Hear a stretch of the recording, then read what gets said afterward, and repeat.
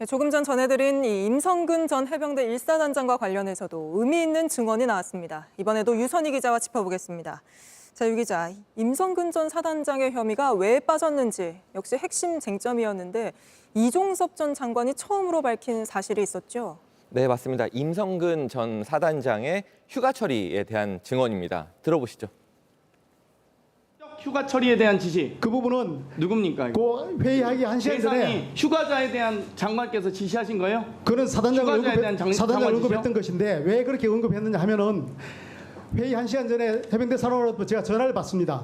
전화 받는 내용이 뭐냐면은 파견 조치에 대해서 언급을 했습니다. 그래서 제가 정상 출근시켜라 하고 지시를 하고 그걸로 끝났다가 회의 때 제가 그 생각이 나서 이제 그 정도 그러면 파견을 얘기하셨으면 했다면 충분히 휴가 조치하면 되겠네 라고 아이디어를 제공했던 답변 겁니다. 위원장님께 요구하시고요.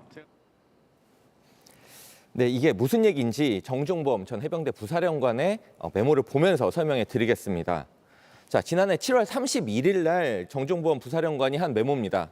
보고 이후 휴가 처리라고 써 있습니다. 네. 이날 지시는 전체적으로 사건 이첩 보류에 대한 지시에 대한 내용이었는데 갑자기 휴가 얘기가 나와서 이게 누구에 대한 얘기냐, 무슨 얘기냐, 임 전 사단장의 휴가를 지시한 게 아니냐 이런 의혹이 제기가 되었거든요. 네. 근데 그게 임 전 사단장이 맞다 이렇게 처음 인정을 한 겁니다. 네, 임 전 사단장의 휴가가 중요한 이유가 있지 않습니까? 맞습니다. 해병대 수사단이 임 전 사단장에게 업무상 과실치사상 혐의를 적용해서 보고한 이후에 임 전 사단장은 이제 사령부로 파견 명령이 내려지게 됩니다.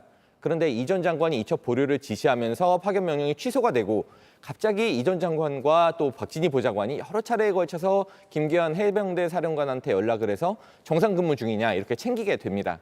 이 파견이 취소되면서 미출근 상태가 된 게 이렇게 중요하다면 중요할 수 있지만 그 바쁜 와중에 해외 출장 가기 직전에 이첩 보류 지시를 하는 그 와중에 그 장관이 사령관도 아닌 사단장을 휴가로 해라 이렇게 직접 챙겼다는 사실이 확인이 된 건데요. 이 전 장관이 왜 이렇게까지 임 전 사단장을 챙겼는지 임 전 사단장의 혐의가 빠지게 된 배경에 의혹이 더 커지게 됐습니다. 네, 알겠습니다. 오늘은 여기까지 짚어보겠습니다. 유선희 기자였습니다. JTBC 뉴스를 시청해 주셔서 고맙습니다. 저희는 저녁 6시 50분 뉴스룸에서 뵙겠습니다.